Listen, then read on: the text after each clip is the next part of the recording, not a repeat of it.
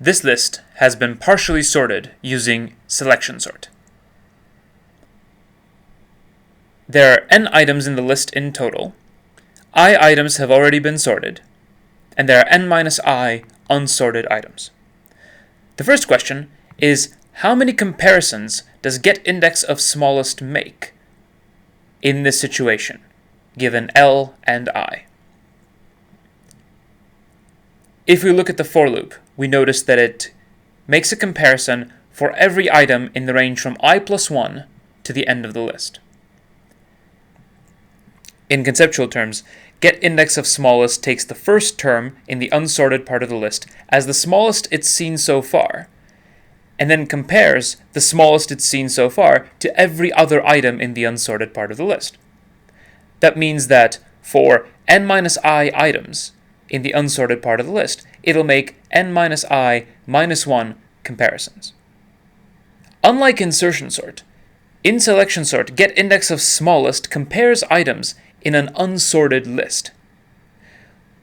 What this means is that it has to see every item in the list at least once. Even if it finds the smallest element right at the very beginning, it has no way of knowing that until it has looked at every other element all the way down to the end of the list. This makes it linear, because the more items there are, the more comparisons it's going to have to make, and the relationship between the number of items and the number of comparisons is linear. It also turns out that because it always has to look all the way to the end, there is no best or worst case for getIndexOfSmallest. Regardless of what items are in the list, selection sort will always perform the same number of comparisons at every step. The first time getIndexOfSmallest is called, I is 0. The second time it is 1, etc. The question is, what value does it have the last time this function is called? The for loop in selection sort determines the range of I, from 0 to length of the list non-inclusive. So the last value for I is going to be length of the list minus 1. Now, let's see if we can write a formula for the number of comparisons made by all calls to getIndexOfSmallest while selection sort is running.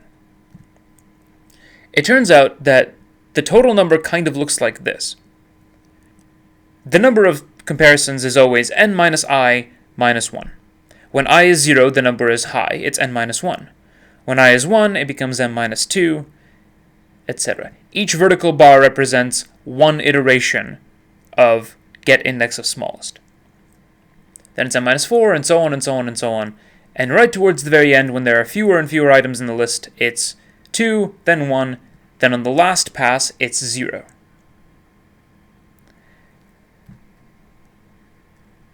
We have seen a series like this before, when we did the analysis for the worst case for insertion sort. There is a formula for adding up all these numbers, but I'm going to use a different method of explaining why the formula we derive is what it is.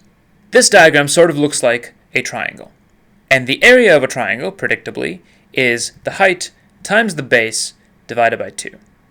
It turns out that the area of this imagined triangle perfectly matches the number of comparisons made by selection sort. The area, therefore, is n times n minus 1 over 2. We have n calls to getIndexOfSmallest.